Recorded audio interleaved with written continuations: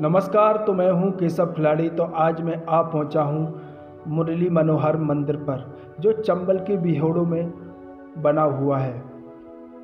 आज इस मंदिर को करीबन 5000 साल पुराना बताया जाता है और कहा जाता है कि भगवान मुरली मनोहर इसी जगह पर अपनी गायों को चराया करते थे।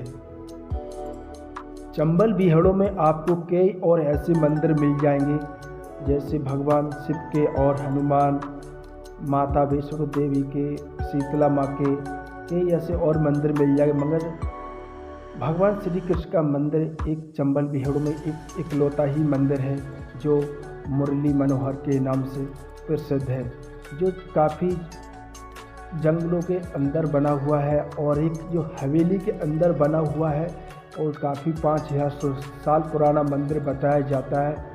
और यह मंदिर मुरैना ज़िले से 45 किलोमीटर दूरी पर और ग्वालियर से 25 किलोमीटर दूरी पर बना हुआ है। यह मंदिर शनिचरा मंदिर से 2 किलोमीटर दूरी पर स्थित है। अब यह मंदिर भगवान श्री कृष्ण ने यहाँ पर कईयों दिनों तक अपना दिन बिताए हैं, यहाँ पर गायों को चराते हुए, और यहाँ पर ही बैठकर वो मुरली बजाया करते थे।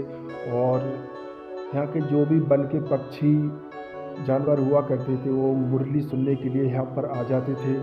और कहा जाता है कि इसी जगह से उनका नाम मुरली मनोहर पड़ा है।